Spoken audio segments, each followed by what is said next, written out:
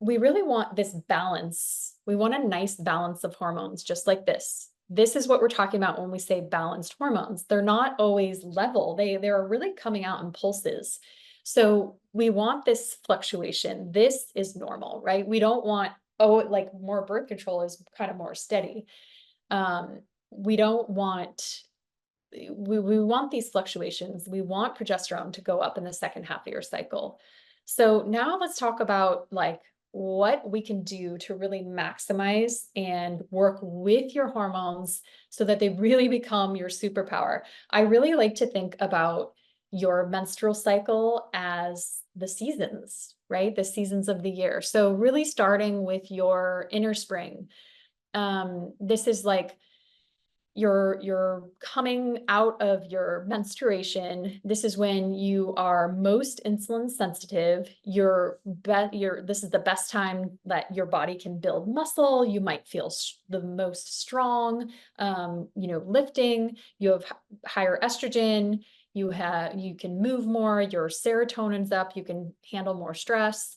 During this time is really like one great strategy because you're the most insulin sensitive. What does that mean?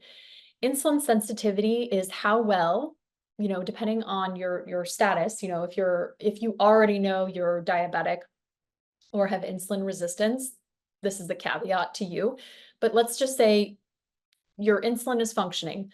This is a time when you can handle more carbohydrates. So when you eat carbohydrates or things that spike your blood glucose levels, insulin is then released from the pancreas to help regulate that blood sugar spike. So bringing it back to homeostasis by putting that glucose to use. So glucose is the sugars that comes from metabolized from the carbohydrates mostly that you're eating, although other things can spike your blood sugar, which we'll talk about here too as well. So even like eating protein on its own, like a real lean protein with no carbs or fats, that can also spike your blood sugar.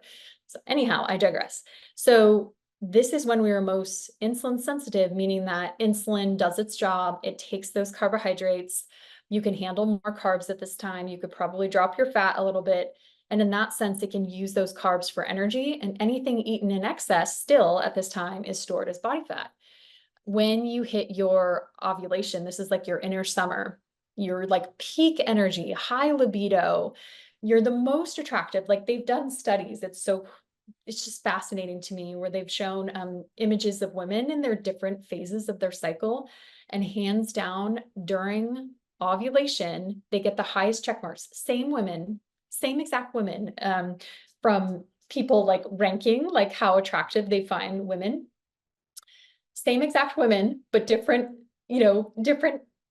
screenshots or photos of their faces during different parts of their cycle. And hands down, peak attractiveness is always at ovulation. I mean, this is nature. It just makes sense. It's like putting all your good juju out there because it wants to procreate, like life wants to continue on.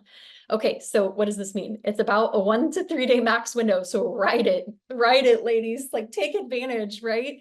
This is the best time to show up on camera, do a presentation, be social, get pregnant if you're, if that's, a priority for you. Own that time, because real quickly we are moving into the luteal phase. This is your inner autumn. This is the time to slow down. Give yourself permission, ladies. Give yourself permission to slow down.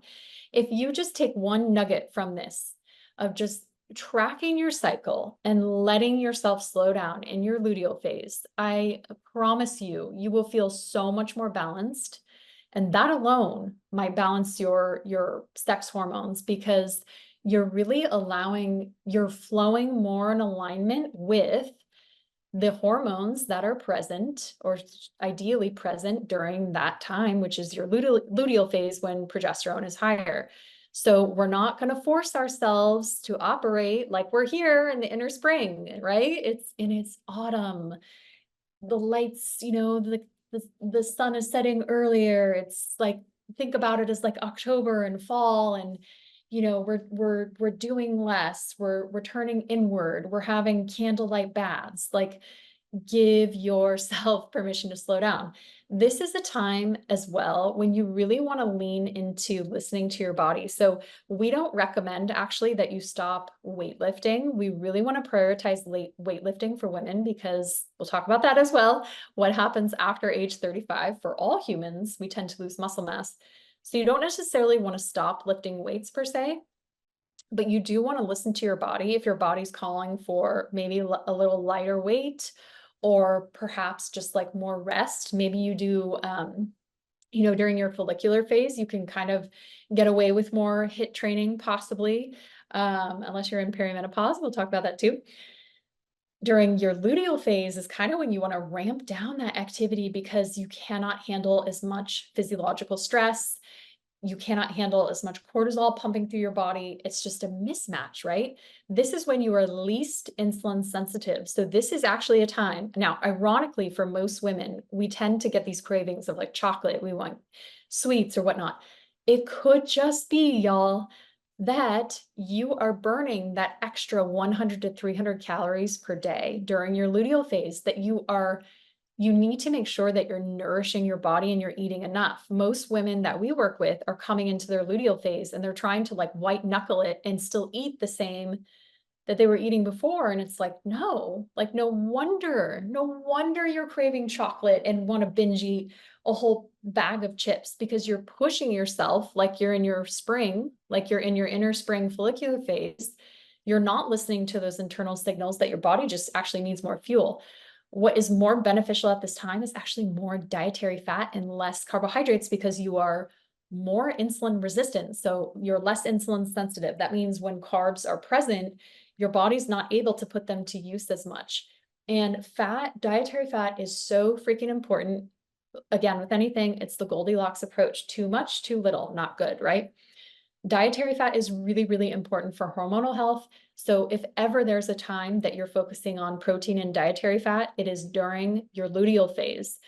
This is so important, especially making sure that you're getting enough protein. So again, think about your luteal phase. I've been pregnant twice. I have two sons, and I can essentially say, to me, like being pregnant was like, oh, it's like the second half of your period for 9 months.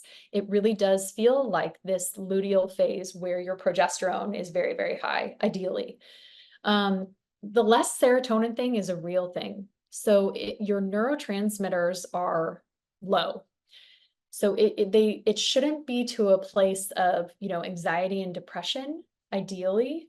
That could be a factor of some other things taking place, but you really are working with a different set of neurotransmitters than you are during your inner spring. So you just want to be tend to yourself and nourish yourself.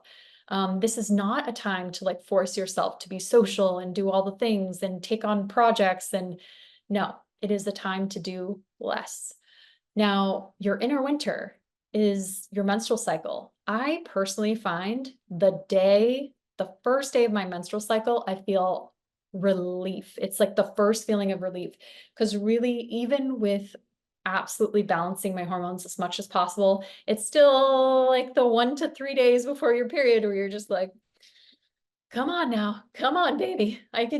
Let's do this thing. And it's like, you're just kind of, when you're really in sync, like I've been tracking my cycle for, gosh, like almost 10 years now. I have all the data.